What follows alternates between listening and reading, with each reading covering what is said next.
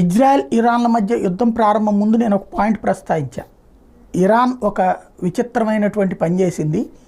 Israel నౌక అన్నటువంటి పేరుతో ఒక నౌకని అదుపులోకి తీసుకున్నది. ఏకంగా IRGC, Iran Revolutionary Guards Corps. అందులో ఉన్నటువంటిది భారతీయులు ఎక్కువ మంది. అది భారతీయులతో నడవపడుతున్నటువంటి ఇజ్రాయెల్ నౌక అనుకుంటా అన్నటువంటిది. అది భారత్కి రావాల్సిన నౌక, దాన్ని దిగ్బంధించారు అన్నటువంటి దాని మీద జైశంకర్ స్పందించారు. ఇప్పుడు తాజాగా ఇరాన్తో మాట్లాడి అసలు ఎందుకు వచ్చింది ఏంటో మేము మా వాళ్ళతో కనుక్కోవాలి కదా, మా వాళ్ళు అక్కడ దాంట్లో సిబ్బందిగా ఉన్నారని చెప్తున్నారు. అది ఇజ్రాయెల్ నౌక కావచ్చు, ఈ దేశానికి ఎందుకు వచ్చింది ఇది మాకు తెలియదు, మా వాళ్ళని మేము కాపాడుకోవాల్సింది కదా, మా వాళ్ళు మాకు సంబంధించిన ప్రభుత్వ యంత్రాంగం అక్కడికి వచ్చి వాళ్ళని కలుస్తుంది, మీరు కోఆపరేట్ చేయాలని ఇరాన్ అడిగింది. ఇరాన్ కూడా భారత్తో మిత్రదేశమే కాబట్టి వెంటనే అంగీకరించింది. ఆ 17 మందిని ఎవరైతే ఇప్పుడు ఇరాన్ రెవల్యూషనరీ గార్డ్ కార్ప్స్ చేతిలో బందీలయ్యి ప్రస్తుతం ఖైదులు